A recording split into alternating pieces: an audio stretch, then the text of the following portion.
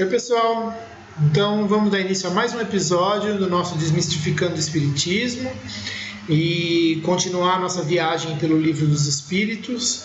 Hoje a gente começa com o capítulo 2, Elementos Gerais do Universo, que ainda faz parte do livro 1, né? Nesse capítulo, o Kardec tenta reunir as questões que tratam do conhecimento e da natureza do princípio das coisas, ou seja, os elementos que formam as coisas que existem, o espírito, a matéria, os tipos de matéria, tá? E o espaço, né? Ou seja, o comecinho mesmo de tudo que existe, tá? Vamos começar então. O primeiro item é o conhecimento do princípio das coisas, e ele começa na questão 17. É dado ao homem conhecer o princípio das coisas? A resposta dos espíritos é não. Deus não permite que tudo seja revelado ao homem neste mundo. Então já está dizendo por si só, né? Não é que o homem não possa conhecer o princípio das coisas, mas no mundo que nós vivemos, a gente não tem condições de entender o princípio das coisas. Questão 18. O homem penetrará um dia o mistério das coisas que lhe são ocultas? Ou seja, aquilo que está oculto do homem, será que um dia a gente vai poder ver e entender? A resposta é: o véu se levanta para ele, o homem, né? À medida que se depura, à medida que o homem vai se purificando, o véu vai se levantando. Mas, para compreender certas coisas, precisa de faculdades, ou seja, de capacidades que ainda não possui.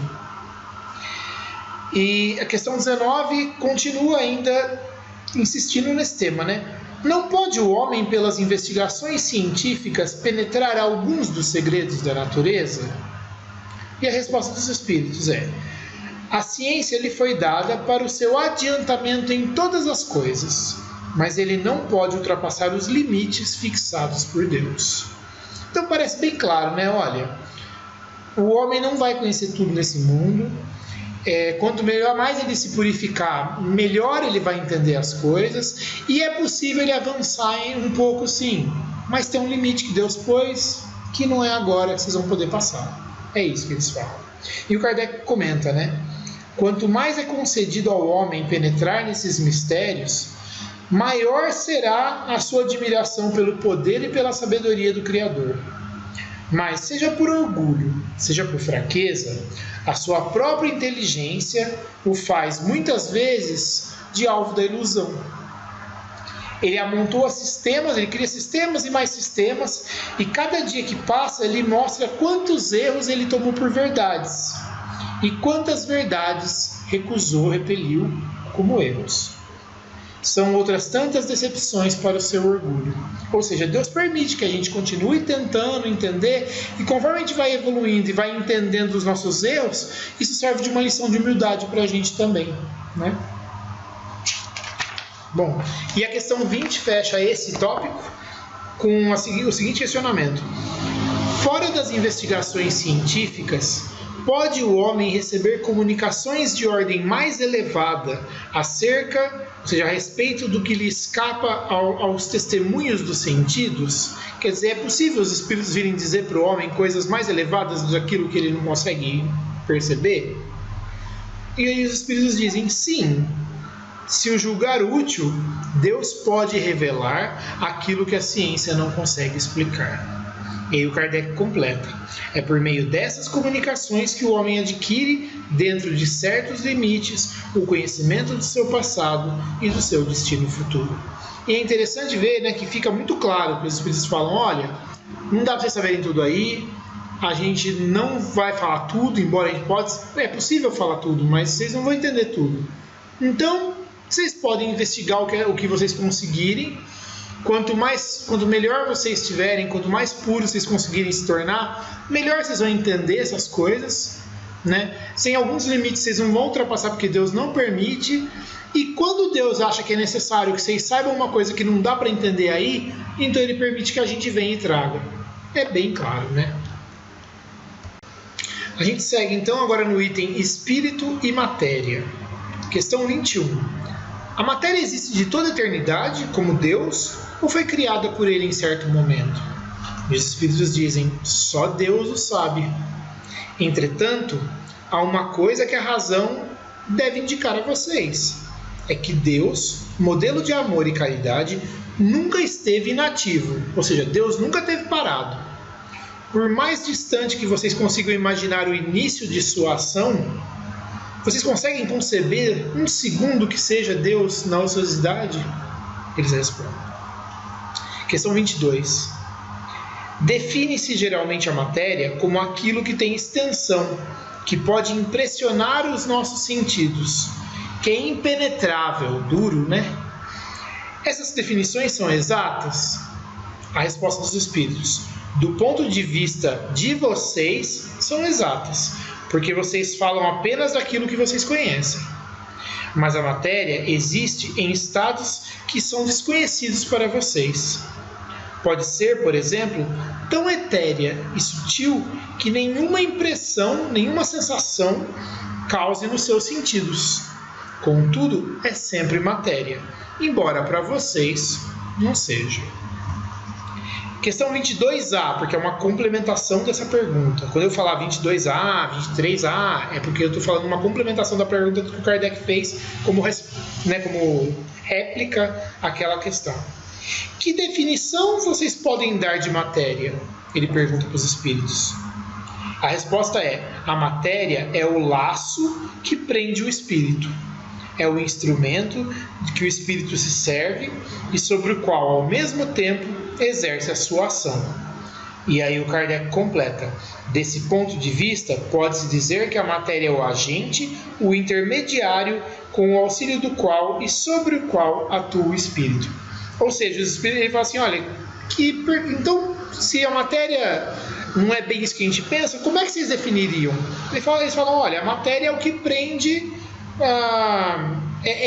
aquele negócio que prende o espírito. Ela é uma coisa que prende o espírito. Ao mesmo tempo que é um instrumento para o espírito, ela exerce ação sobre o espírito. A gente pode pensar como se fosse talvez um cabo de guerra, né? Do mesmo jeito que você está puxando e fazendo uma ação sobre quem está segurando do lado de lá, você também é puxado por ele, né? Ou com uma gravidade. Ao mesmo tempo que a Terra atrai a gente atrai a Terra. Quem se lembra das aulas de física, né? É isso. Ele fala assim: olha, a matéria é um instrumento, mas também atua sobre o espírito. E aí, atento a isso, o Kardec pergunta então, né? E o que é o espírito? Na questão 23. E eles respondem simplesmente: o princípio inteligente do universo. Aí tem uma questão 23A, onde ele insiste a pergunta, né, para tentar entender um pouco melhor. Qual a natureza íntima do espírito? E aí os espíritos respondem: olha, não é fácil analisar o espírito com a vossa linguagem. Para vocês, ele não é nada, visto que não é uma coisa palpável, mas para nós é alguma coisa. Fiquem sabendo, coisa nenhuma é o nada, e o nada não existe. E depois dessa resposta, o Kardec pergunta na questão 24: o espírito é sinônimo de inteligência? A inteligência é um atributo essencial do espírito, mas ambos se confundem num princípio comum, de forma que para vós são a mesma coisa. Aí o Kardec pergunta na sequência da questão 25: o espírito é independente da matéria ou é apenas uma propriedade dela? Como as cores são propriedade da luz e o som uma propriedade do ar? Aí eles falam: ambos são distintos, quer dizer, o espírito e a matéria são coisas diferentes, mas a união do espírito e da matéria é necessária para dar inteligência à matéria. Então, cuidado, né? O espírito é uma coisa, a matéria é outra, mas para que haja matéria inteligente, com isso eles querem dizer coisas feitas do mundo material inteligentes, ou seja, nós, é preciso que se unam o espírito e a matéria. Isso também quer dizer, sem espírito não tem inteligência. E aí ele pergunta na 25A, complementando, né? Essa união é igualmente necessária para a manifestação do espírito? E ele ainda coloca aqui: entendemos aqui por espírito o princípio da inteligência, a abstração feita das individualidades que recebem esse nome. Então ele fala assim, para se um espírito se manifestar, essa união tem que acontecer? É isso que o Kardec está perguntando. Aí os espíritos respondem para ele, é necessária para vocês, porque vocês não estão organizados, ou seja, a organização física de vocês não é capaz de perceber o espírito sem a matéria. Os seus sentidos não foram feitos para isso. Na questão 26, ele pergunta, será possível conceber o espírito sem a matéria e a matéria sem o espírito? E eles respondem, é possível, sem dúvida, pelo pensamento. 27. Haveria, assim, dois elementos gerais do universo, a matéria e o espírito? E aí os espíritos respondem, sim, e acima de tudo, Deus, o Criador, o Pai de todas as coisas. Esses três elementos constituem o princípio de tudo o que existe, a Trindade universal. Mas ao elemento material é preciso juntar o fluido universal, que desempenha o papel de intermediário entre o espírito e a matéria propriamente dita, que é muito grosseira para que o espírito possa exercer alguma ação sobre ela.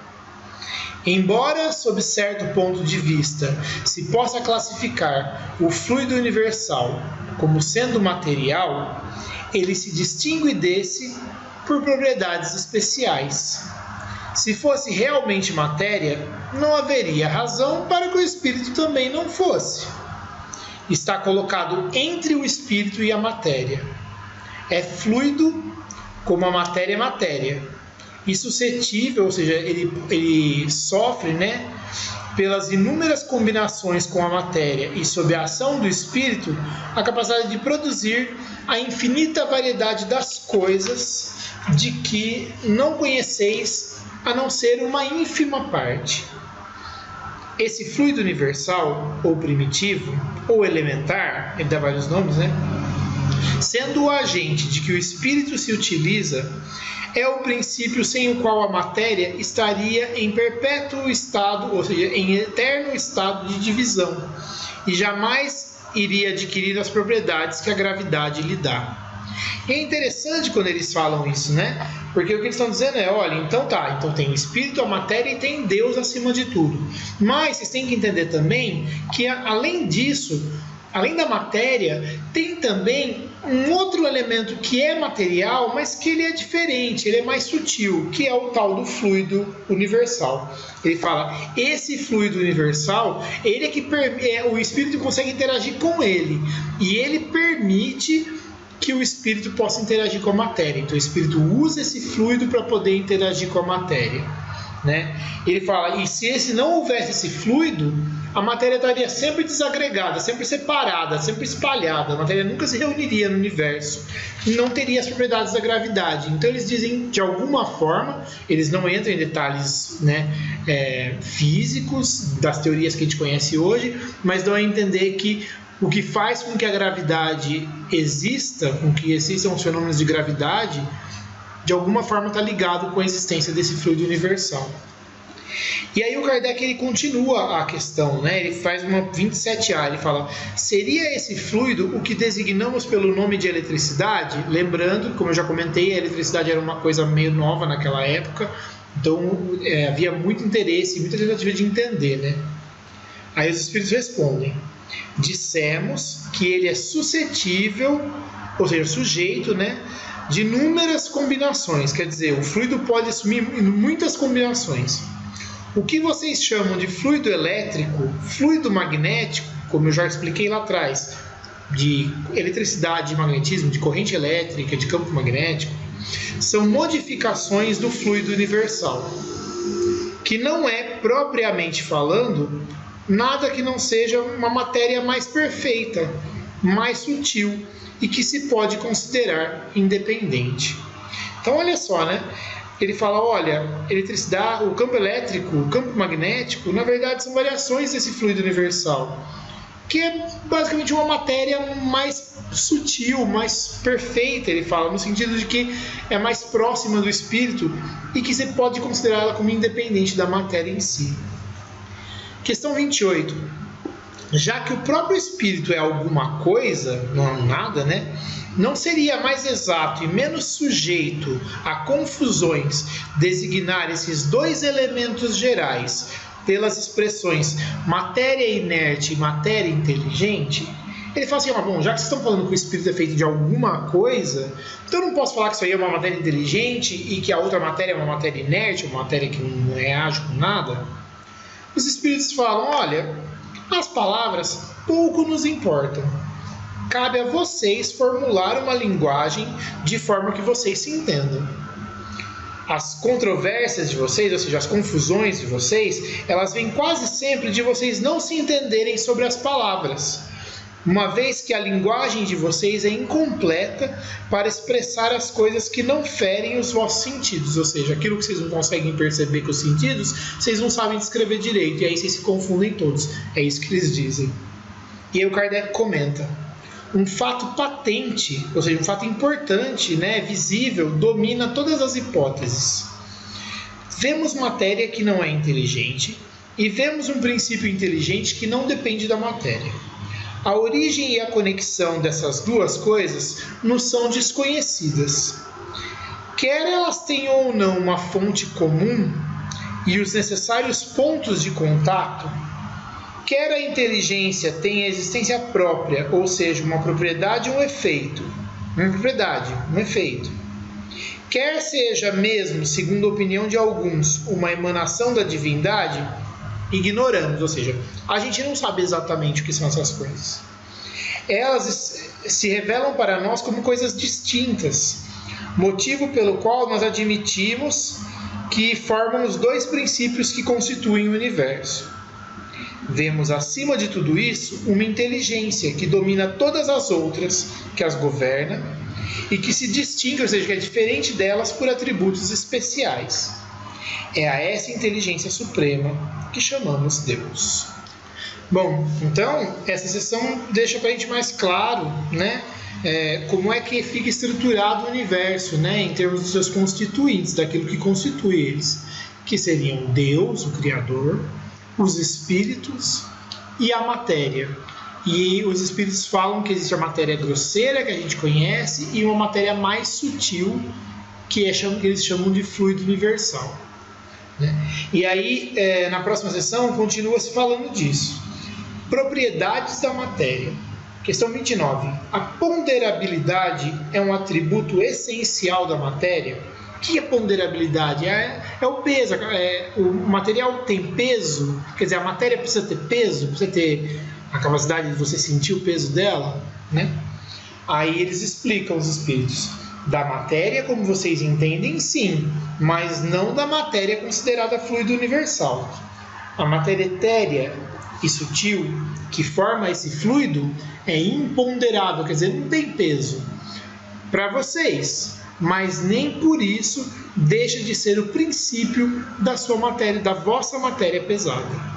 Então, olha só, é por isso que eles falam que os dois eles chamam de matéria, porque eles falam que esse fluido universal, embora não tenha característica de matéria como a gente conhece, ele é a base para formar a matéria que a gente conhece.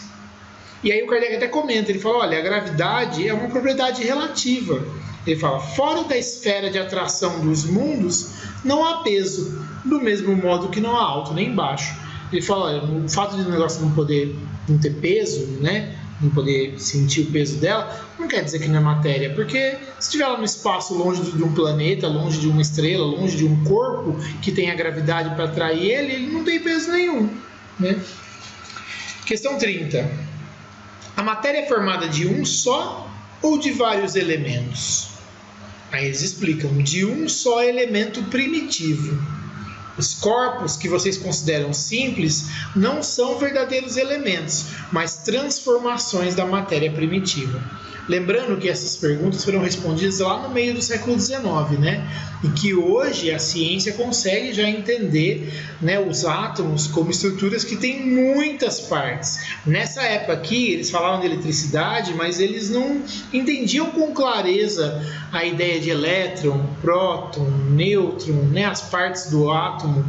E depois que essas partículas eram formadas por outras coisas, que a gente chama hoje de quarks, quer dizer, hoje a gente tem noção de que a matéria que a gente achava que já não dava para dividir mais, a palavra que a gente chama de átomo, quer dizer indivisível, podia ser repartida em outras coisas que hoje a gente consegue perceber melhor.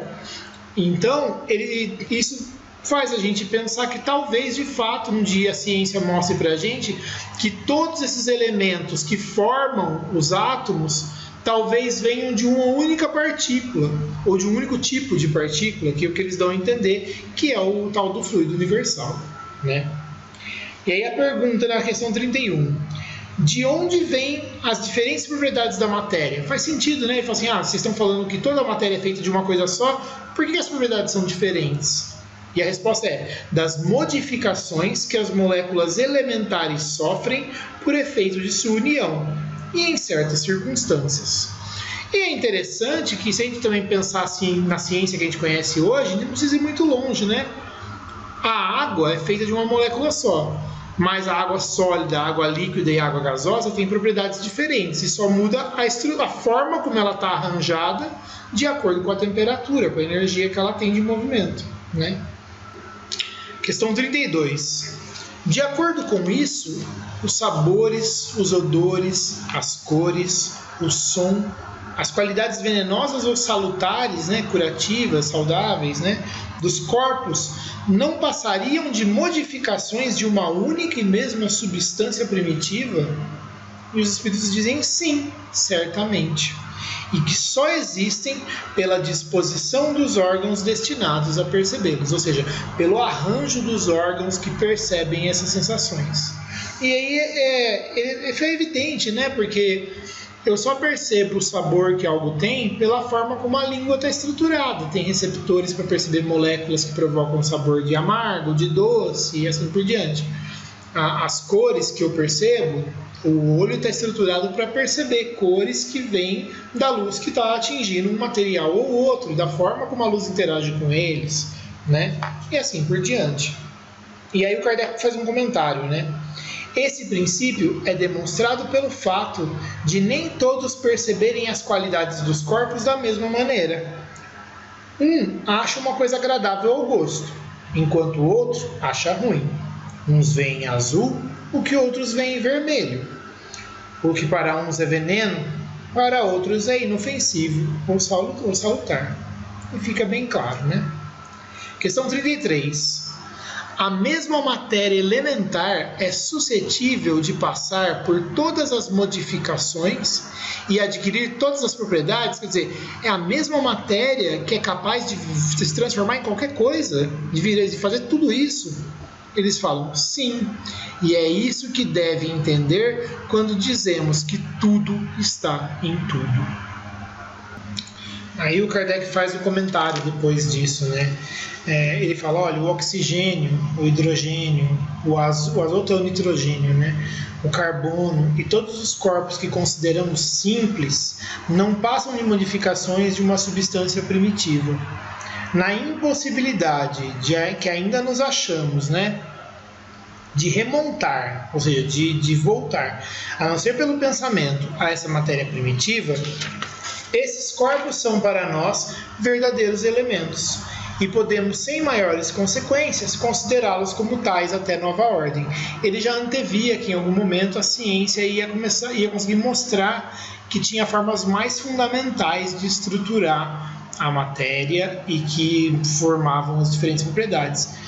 Inclusive, é interessante, né, a gente pensar que, do mesmo jeito que nessa época, um pouco depois dessa época, a gente foi entendendo melhor ali que os átomos eram formados de prótons, elétrons e nêutrons, quer dizer, a matéria era formada, muitos tipos de elementos eram formados dos mesmos constituintes, né, dos mesmos elementos básicos, que eram os prótons, elétrons e nêutrons, e depois a gente entendeu que todos eles também eram formados pelos quarks, que são outro tipo de partícula ainda mais fundamental, que forma todas as partículas que já se percebeu na natureza, né?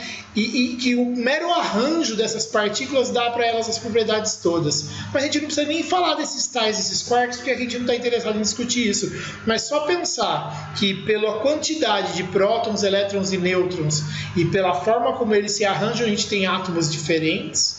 e que quando você coloca eles juntos em quantidades diferentes e em posições diferentes, eles formam moléculas diferentes e geram todas essas propriedades. E isso naquela época era mais ou menos conhecido e hoje é muito melhor conhecido, né? Ainda sobre essa questão, o Kardec comenta também, numa nota à parte, ele fala que esse princípio, né, de que todas as coisas são feitas da mesma matéria fundamental, do mesmo elemento fundamental modificado, ele fala dos fenômenos de magnetização. Na verdade, ele fala de um fenômeno muito específico, né, de que é possível, por hipnose, por magnetização nesse sentido de hipnose, né, de você induzir uma pessoa a sentir o gosto doce numa cebola, por exemplo, ou coisa parecida. Porque ele fala que seria possível utilizar a vontade para modificar esse fluido universal presente em tudo e ao fazer isso dá propriedades diferentes para a matéria, né? E continuando essa questão, então os espíritos respondem para ele, né, que de fato era isso, né, que tudo eram modificações do mesmo elemento e que era isso que eles queriam dizer com tudo está em tudo. Aí o Kardec pergunta: essa teoria não parece ter razão aos que só admitem na matéria duas propriedades essenciais, que são a força e o movimento, e que pensam que todas as outras propriedades não passam de efeitos secundários, variando segundo a intensidade da força e a direção do movimento? Ou seja, ele fala assim, então quer dizer que... Ele fala assim, então falar que isso aí não é a mesma coisa que dizer que as pessoas dizem que o que existe na matéria é força e movimento, ou seja, a intensidade da força e a direção que o movimento acontece? É uma pergunta de física, de certa forma. E eles respondem, essa opinião é exata, falta somente acrescentar, e segundo a disposição, ou seja, o arranjo, né, das moléculas, como vês, por exemplo, num corpo opaco que pode tornar-se transparente e vice-versa. Isso é um exemplo interessante, né? A gente vê alguns materiais que a gente pode, por exemplo, através da eletricidade, fazer com que eles fiquem opacos, ou tensão elétrica, fazer com que eles fiquem opacos e translúcidos, ou mesmo, por exemplo, gelo, que pode ser transparente ou não. Enfim, eles falam, olha, é a questão de movimento, da direção do movimento, da intensidade da força que faz o movimento e da disposição dos elementos. E na pergunta 34 ele pergunta, as moléculas têm forma determinada? Ou seja, as moléculas têm uma forma específica? Os espíritos respondem, certamente, as moléculas têm uma forma, mas que vocês não conseguem apreciar. Ou seja, não dá para vocês perceberem, a gente não vê. E de fato, a gente não vê. A nossa organização física não permite a gente ver moléculas, né? 34A. Essa forma é constante ou variável? Constante para as moléculas elementares primitivas, mas variável para as moléculas secundárias, que não são mais que aglomerações das primeiras.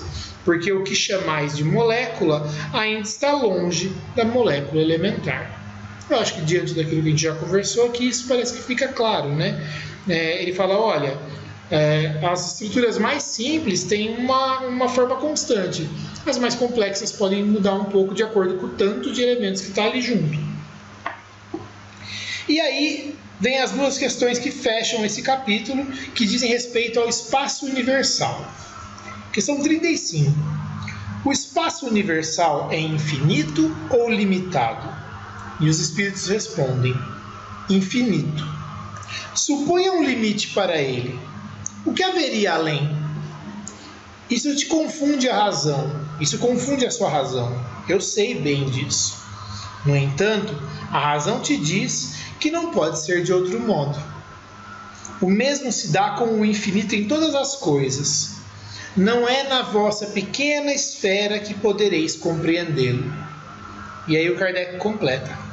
Supondo-se um limite ao espaço, por mais distante que o pensamento possa colocar esse limite, diz a razão que além desse limite há alguma coisa, e assim gradativamente, até o infinito, porque mesmo que essa coisa fosse o vazio absoluto, ainda seria espaço.